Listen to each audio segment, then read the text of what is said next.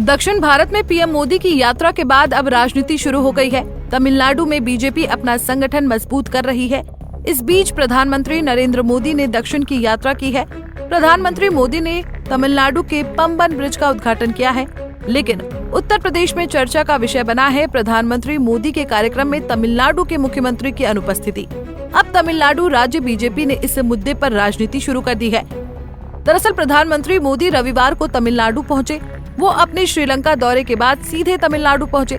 तमिलनाडु में प्रधानमंत्री ने पंबन ब्रिज सहित 8,000 करोड़ की अन्य परियोजनाओं का उद्घाटन और शिलान्यास किया। इस दौरान प्रधानमंत्री मोदी के कार्यक्रम से राज्य के मुख्यमंत्री एम.के. स्टालिन नदारद रहे। ये किसी भी राज्य के मुख्यमंत्री की जिम्मेदारी है कि वो प्रधानमंत्री का स्वागत करे, लेकिन बीजेपी इसे राजनीति से प्रेरित बता रही है। बीजेपी ने तमिलनाडु के मुख्यमंत्री स्टालिन पर आरोप लगाते हुए कहा कि सीएम परिसीमन की गंदी राजनीति कर रहे हैं। बीजेपी के राज्य अध्यक्ष अन्नामलई ने इस पर प्रतिक्रिया दी है। उन्होंने कहा, सीएम ने गैर मौजूदगी का जो कारण बताया है वो स्वीकार्य नहीं है। उन्हें पीएम के आगमन के बारे में पता था, क्योंकि इस पर लंबे समय से चर्चा चल रही थी। प्रधानमंत्री श्रीलंका से सीधे नई दिल्ली नहीं गए, बल्कि परियोजनाओं को समर्पित करने के लिए यहाँ आए। ऐसे में पीएम का स्वागत करना सीएम का प्राथमिक कर्तव्य है। बता दें कि सीएम स्टालिन ने अपनी गैर मौजूदगी की वजह बताई कि वो एक सरकारी अस्पताल का उद्घाटन करने के लिए तमिलनाडु के ऊटी में थे। उन्होंने कहा कि उन्होंने प्रधानमंत्री को रामेश्वरम में उनके कार्यक्रम में शामिल होने में अपनी असमर्थता से अवगत करा दिया था। बता दें कि तमिलनाडु के मुख्यमंत्री हाल के दिनों में कई मुद्दों को लेकर खासा एक्टिव दिखे हैं। तमिल के मुख्यमंत्री ने केंद्र की बीजेपी सरकार पर निशाना साधा है। इससे पहले उन्होंने तमिलनाडु में राष्ट्रीय शिक्षा नीति पर 3 भाषा के फॉर्मूले पर भी प्रतिक्रिया दी थी। उन्होंने इसे हिंदी थोपने की कोशिश के तौर पर बताया था। साथ ही परिसीमन को लेकर तमिलनाडु ने दक्षिण राज्य और अन्य गैर बीजेपी राज्यों के मुख्यमंत्री के साथ मिलकर बैठक की थी।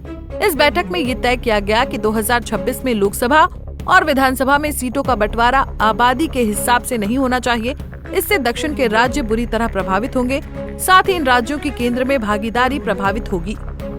वहीं 2026 में तमिलनाडु में विधानसभा चुनाव होने हैं। सभी राजनीतिक दल इस चुनाव की तैयारियों में जुट गए हैं। डीएमके उम्मीद कर रही है कि वो इस बार के चुनाव में सत्ता में वापसी करेगी, लेकिन तमिलनाडु में बीजेपी के बढ़ते वर्चस्व ने डीएमके को सोचने पर मजबूर कर दिया है। डीएमके की राजनीति में एंटी हिंदी जैसे मुद्दे हैं। इस पर द्रमुक लंबे समय से राजनीति भी करती आई है, लेकिन इस बार द्रमुक इस मुद्दे के इतर डीलिमिटेशन जैसे मुद्दे को भी जनता के बीच लेकर जाना चाहती है। बीजेपी तमिलनाडु में अपनी जमीन तलाश रही है। बीजेपी का वोट शेयर तमिलनाडु में बीते विधानसभा चुनाव में 10% के पार हो गया है। यही वजह है कि बीजेपी इस चुनाव में राज्य के क्षेत्रीय दलों के लिए एक चुनौती बनकर उभर रही है। बीजेपी का राज्य में मुख्यमंत्री उम्मीदवार के अन्नामलई हैं। अन्नामलई बीजेपी के राज्य में सबसे लोकप्रिय नेता हैं। राज्य में आगामी विधानसभा चुनाव से पहले बीजेपी आश्वस्त नजर आ रही है।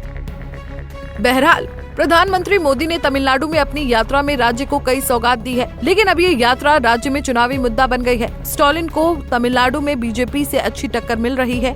बीजेपी राज्य में आईडीएमके के साथ गठबंधन को लेकर भी चर्चा में है। बीजेपी राज्य में एआईडीएमके के साथ गठबंधन को लेकर भी चर्चा में है।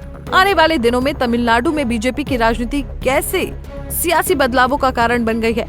फिलहाल के लिए इस खबर में इतना ही। देश और दुनिया की बड़ी खबरों के लिए देखते रहिए पंजाब केसरी टीवी।